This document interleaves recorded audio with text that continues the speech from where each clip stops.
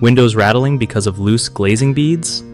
That annoying noise is usually a sign that the glazing beads are not tight enough, and securing them with glazing points can fix it quick. So, first off, you want to check the glazing beads around your window to see if they're wiggly or loose. If they are, grab some glazing points. They're these tiny metal pieces that hold the glass in place inside the frame. Use a putty knife or a small flat tool to carefully lift the bead just enough to slide in the glazing points without cracking the glass. Space the points out evenly, like every 4 to 6 inches, so everything stays snug.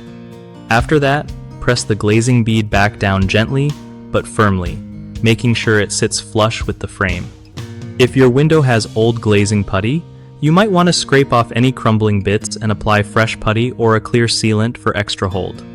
Be careful not to press too hard or force anything because glass can be delicate. Doing this not only stops the rattling but also helps keep your window insulated and secure. One of the biggest mistakes people make with windows rattling from loose glazing beads is ignoring it for too long, which can cause the glass to shift more and even crack. Fix that by checking your windows regularly and tightening those beads as soon as you notice movement. Another common issue is using the wrong size or too few glazing points. So make sure you get the right ones and space them properly to keep everything stable. Lastly, skipping on refreshing the glazing putty can leave gaps that let air and moisture through, so always replace old putty when you're securing those beads again.